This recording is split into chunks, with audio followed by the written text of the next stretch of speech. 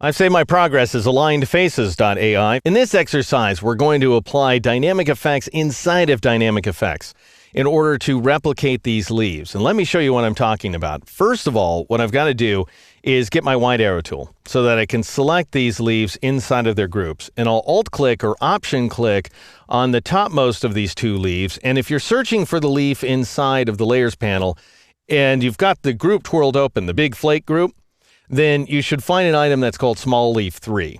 So that happens to be this guy right there. And what's going to happen now, we're going to apply a transform effect in order to fill out the top of this branch. And it's going to replicate all over the place because even though we're creating a single dynamic effect, the group as a whole is also affected by two applications of transform. So we're really going to be creating one dynamic effect inside of another. So we're working three effects deep here. So I'll go up to the effect menu. And I'll choose Distort and Transform, and I'll choose Transform, or if you loaded D keys, you've got Control-E, Command-E on the Mac. And I'm going to rough in some settings before I turn on the preview checkbox. I'm going to change both of the scale values to 84%, and then I'll change the horizontal move value to 4.4, and the vertical move value should be negative 3.8. And then I'm going to change the number of copies to 5. And now I'll turn on the preview checkbox to see if this worked out right. And it's not because these guys are moving into each other, but you can see what I'm talking about. In addition to applying the dynamic effect that we're working on right now, we're also applying two other dynamic effects at the same time. First, the reflect effect, which is sending the leaves over here to the left-hand side.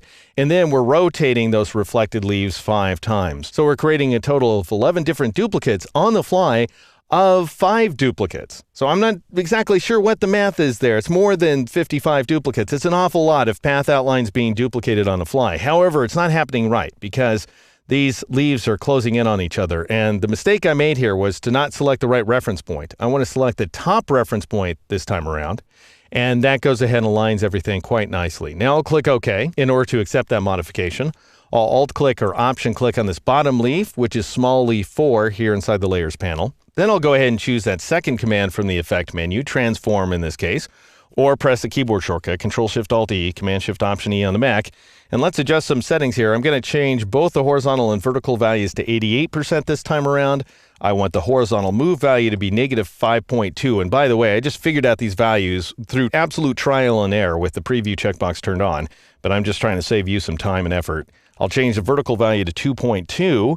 And I'll turn on a preview checkbox to see what's going on here. That's not quite right because I don't want that many copies. I'll reduce the copies value to 3. And the best way to gauge the accuracy of what I've done here is to look at this branch right there, which shows the two sets of leaves here side by side in a vertical formation. And they look like they align pretty nicely. But again, it's all happenstance. You just have to feel your way through this project. Then click OK in order to accept that modification. Now what I want to do is I want to go ahead and give this guy a crown. And so I'll grab my pen tool, which I can get by pressing the P key. And the reason I'm waiting till now to add the crown is because now I can see the negative space that I have to work inside of. So I'll click right there, sort of at the base of his head, and then click here and maybe there for now. That's good enough. And now in order to make it part of the transformation project, in order to make it part of the snowflake, that is, I need to make it part of the group.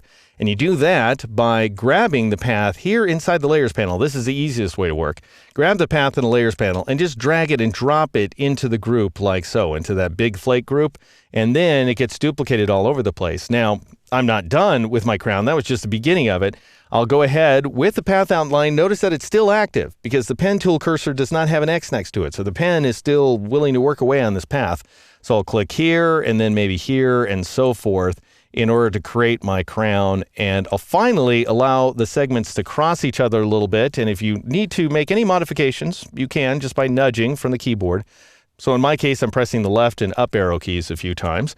In order to nudge those anchor points around, I'll go ahead and grab my white arrow tool, and I might drag these guys in a little bit just so that they follow the angle of the leaves a little better. Drag this guy in just a tiny bit as well. Or, of course, nudging can sometimes be more helpful, unless I'm going to zoom in there. And then I'll go ahead and move this guy up and in just a little bit, move this guy up and over as well until I get an effect that looks like this. And I'll zoom in just to make sure I've got good alignment, and everything actually looks pretty darn good there. All right, now I'll zoom out so that we can take in more of the snowflake at a time, and you can see just how amazingly powerful It's something as simple as the transform dynamic effect is, just by virtue of the fact that it allows you to create and amass duplicates of a single collection of path outlines on the fly.